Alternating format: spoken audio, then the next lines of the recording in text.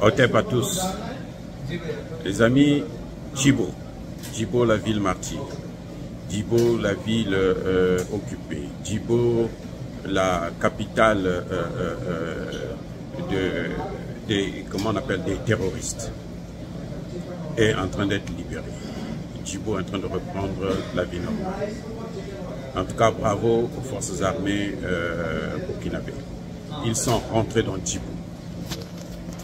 Ah oui, ils ont pu ravitailler Djibo, ce qui n'avait pas été fait depuis plusieurs années, par la route et non par les airs. C'est 95 kilomètres qu'ils ont parcouru, difficilement puisqu'ils ont passé 17 jours pour parcourir les 95 kilomètres. Ils ont découvert une dizaine d'explosifs, de bombes que les terroristes avaient placées, les amis des Français et des Américains.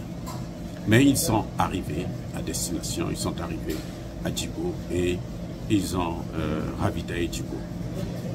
Pourquoi je vous dis ça? Pourquoi je me réjouis? C'est parce que c'est le début du commencement.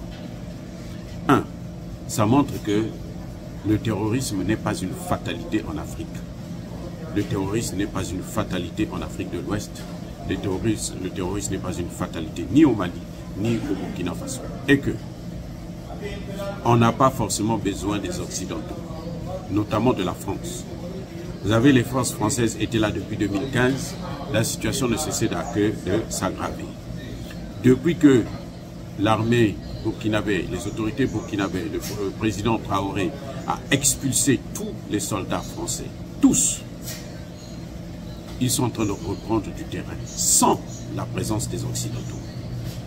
Donc le Niger, s'il veut s'en sortir, il va se débarrasser de ces monstres, de cette peste, de ces criminels, de ces tueurs, de ces mercenaires occidentaux, des mercenaires de l'OTAN. C'est ça le plus fort.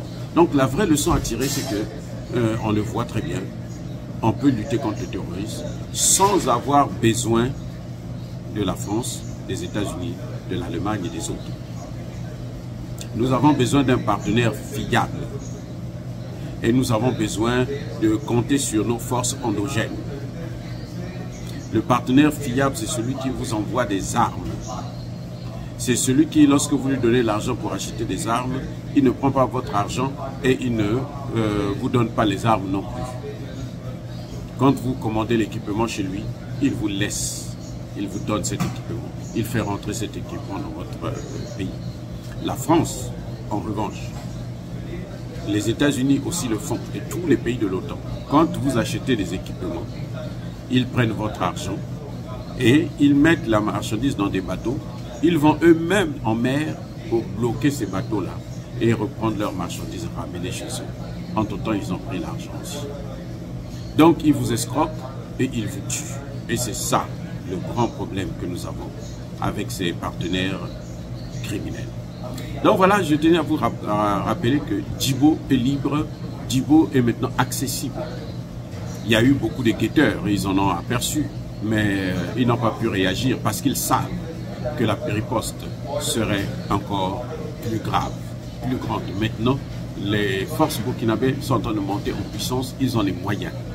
Alors, que ceux qui disent qu'au Mali, la situation ne cesse de s'aggraver, au Burkina Faso, la situation s'aggrave, ils n'ont qu'à nous apporter des preuves, puisque les endroits les plus critiques, par exemple au Burkina Faso, c'était Djibo. Là.